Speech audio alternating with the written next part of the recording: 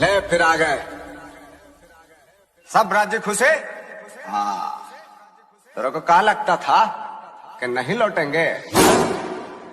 गलत।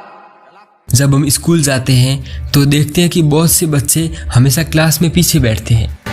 ये back benchers कहलाते हैं। शिक्षक भी इनको कम आंकते हैं, लेकिन यही औसत दर्जे के स्टूडेंट कई बार इतिहास पलट देते हैं। दोस्तों, आज हम आपको सक्सेस स्टोरीज में एक ऐसे ही यूपीएससी क्रैकर के बारे में बताने जा रहे हैं जो एक औसत दर्जे का ही छात्र था। उसे पढ़ने लिखने में कोई रुचि नहीं थी। यूँ वो खुद बताता है कि कभी उसका पढ़ाई में मन लगा ही नहीं, पर कैसे आज वो आईएएस अफसर की कुर्सी पर बैठा है। एक एवरेज स्टूडेंट ने कोई छोटी मोटी सरकारी नौकरी नहीं, सिविल सर्विस वाली प्रतिष्ठित नौकरी कैसे हासिल की। आईएएस सक्सेस स्टोरी में आज हम आपके इस नालायक छात्र कहे जाने वाले ऑफिसर की कहानी सुनाएंगे। उनका नाम है वैभव छाबड़ा, जो बार बार असफल होने के बावजूद भी अपने लक्ष्य से भ्रमित नहीं हुए और अंत में वह इस परीक्षा को पास करने में सफल हुए। दोस्तों, वैभव मूलतः राजधानी दिल्ली के रहने वाले हैं। वो सामान्य परिवार से ताल्लुकात रखते हैं और वैभव की शुरुआती पढ़ाई जो है वो दिल्ली से ही हुई। उनकी पढ़ाई में कुछ खास दिलचस्पी नहीं थी। शुरुआत में वो पढ़ने में ठीक थे, लेकिन धीरे धीरे उनका मन पढ़ाई से दूर होता गया। इसी कारण पढ़ाई के मामले में इनका प्रदर्शन हमेशा औसत ही रहा। इनका परिवार भी एक सामान्य परिवार ही था। वैभव ने बीटेक का कोर्स नेताजी सुभाष इंस्टीट्यूट से किसी तरह से 56% अंकों के साथ 5 साल लगा के पूरा किया था।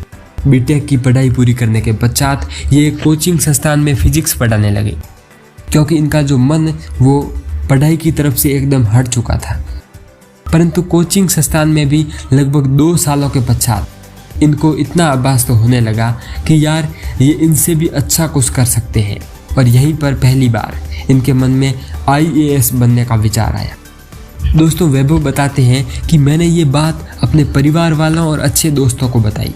सभी ने मेरा बहुत उत्साह बढ़ाया, लेकिन कुछ और लोग भी थे जिन्होंने ये कहा कि ऐसी चीज़ के लिए एक अच्छी नौकरी छोड़ना जिसकी कोई गारंटी नहीं है, वो भी यार ठीक नहीं है। मेरे मन में कुछ तो उथल पुथल हुई, लेकिन मैंने हिम्मत नहीं छोड़ी।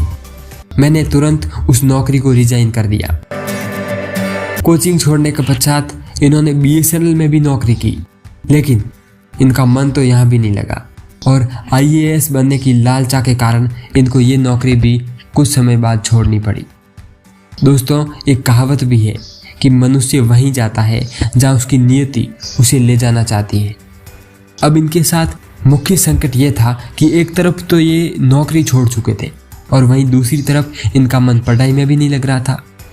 तो वे बताते हैं कि अब मैं आईएएस की तैयारी में लग गया, लेकिन मेरा मन पढ़ने में बिल्कुल भी नहीं लगता था। मैं चाहकर भी लगातार 1 घंटे भी नहीं पढ़ पाता था, और फिर मैंने इसका हल भी निकाल लिया। फिर मैं आधा घंटे पढ़ाई करने के बाद 15 मिनट रेस्ट करता था। धीरे धीरे वो बताते हैं कि इस प्रकार उनके पढ़ाई का समय बढ़ता गया और मैं 1 घंटे, 2 घंटे और फिर 8 घंटे तक पढ़ने लगा। मैं पढ़ाई के दौरान बोर न हो जाऊं, इसके लिए मैं पढ़ाई पूरी करने के बाद थोड़ा एंटरटेनमेंट करता था। हालांकि इसी तरह पढ़ते पढ़ते सिविल सर्विस की वैकेंसी भी आ गई। मित्रों, वैभव कहते हैं कि जब आप अंदर से पॉजिटिव हो, आप किसी भी परीक्षा को पास कर सकते हो। इसी पॉजिटिव थिंकिंग को आधार बनाकर वैभव ने सबसे पहले पढ़ाई की शुरुआत कुछ घंटों से ही किया और धीरे धीरे उसको बढ़ाते गए। इसी बीच जब वैभव की तैयारी अपनी गति पकड़ चुकी और उन्होंने साल 2018 में यूपीएससी का फॉर्म भी भर दिया, तो उसी समय इनके साथ एक दुर्घटना हो गई। इस दुर्घटना में इनकी पीठ में काफ़ी चोट आ गई और इसके कारण उनके डॉक्टर ने इनको लगभग 8 महीने का लंबा बेड रेस्ट लेने के लिए कहा।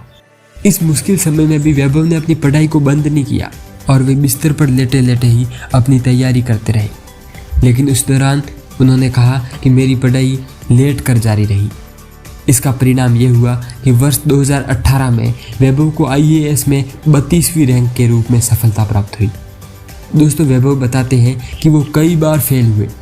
मैंने खूब तैयारी की, लेकिन पहली बार होने के कारण मुझे एग्ज़ाम का ये कुछ अंदाज़ा नहीं था। कोई ज़्यादा समझाने वाला भी नहीं था। ऐसे में मेंस तक पहुंचने के बाद मैं रिजेक्ट हो गया। मैं टूट सा गया। उस समय मैंने सोचा कि कोचिंग की जॉब ही फिर से शुरू कर दूं, लेकिन मेरे अपनों ने मेरा हौसला बढ़ाया और मैं फिर तैयारी में लग गया। वैभव इस सफलता को प्राप्त करने से पहले दोस्तों 8 दफ़ा असफलता का सामना किए, परंतु उन्होंने कभी भी अपने भीतर नकारात्मकता को ठहरने नहीं दिया, जिसका परिणाम यह हुआ कि अंततः उनको अपनी मंजिल मिल ही गई। दोस्तों, वैभव छाबड़ा की ये कहानी आपको कैसी लगी हमें कमेंट सेक्शन में ज़रूर बताएं। यदि आप ऐसी सक्सेस स्टोरीज और चाहते हैं तो इस वीडियो को ज़्यादा से ज़्यादा लाइक और शेयर कीजिए। मिलते हैं एक नए वीडियो के साथ, तब तक के लिए जय हिंद, वंदे मातरम। Bye bye tata goodbye गया सत्यानाश।